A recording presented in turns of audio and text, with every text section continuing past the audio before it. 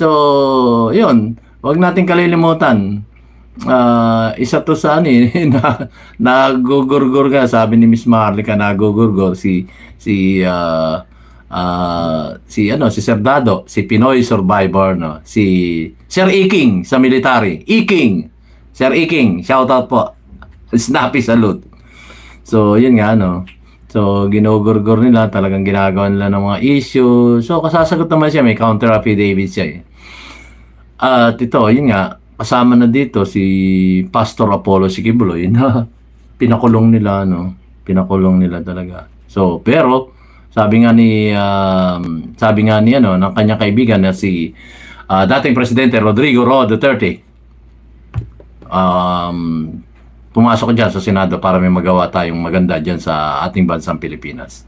Kaya nga, Pastor Apollo Sikibuloy, number 53 sa inyong mga balota.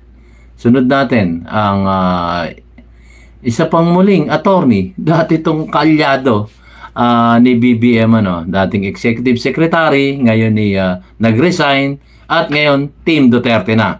Si Attorney Vic Rodriguez, number 56 sa inyong mga balota. Kung si Pastor Apollo Sikibuloy, 53, ito naman si Attorney Vic Rodriguez, 56 sa inyong mga balota, 56. 5'6", si Pastor Apollo Sikibuloy, 5'3", sa inyong mga balota, 53. So, last but not the least, ikasyam, itong si comedian, actor, pero may magagawa, at ito'y personal na pinili ni Tatay Digong, si for Senator Philip Salvador, number 58, 5'8", sa inyong mga balota. So, yun po ang ating mga kakandidato under ng PDP Laban. Kung ako masusunod yan, PDP Love One.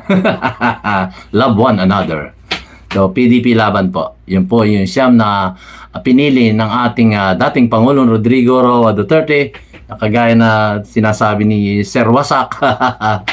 Straight suka tayo. Straight suka. Yung kasi paratang nila suka Straight suka tayo.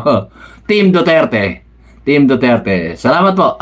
Hanggang dito na po ako. Medyo mahaba na ang aking vlog dahil baka naman ako hindi makasapit dun sa malate ako announce ako ng announce ako pala late. Tuloy. Tayong lahat kailan ligo Duterte para sa tunay na pagbabago. Why I am here? I'm here because I love the Philippines. I love the people of the Philippines, sabi ni Tatay Digong.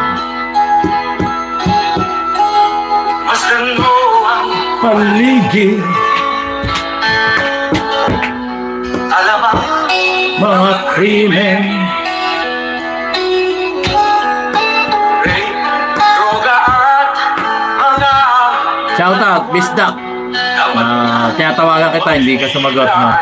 So, papunta kami doon sa Department of Justice. Yung mga kapwa vloggers natin, kung kayo may pagmamahal o sumusuporta kay Tatay Digong, pwede natin i-cover ang mga pangyayari doon sa Department of Justice. Alas 2 magsisimula ayon sa ating informante kay Sir Bukay. Alas 2 magkikita kita doon sa DOJ. Yung alas 10 wala na yun, alas 2 na. Amen. Kay Rodrigo, kasama po si BP Inday Sara Duterte. Para sa pagbabago.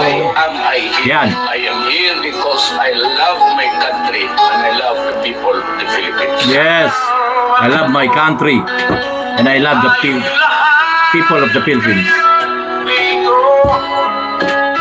Kasama si Inday Duterte. Tunay na pagbabago.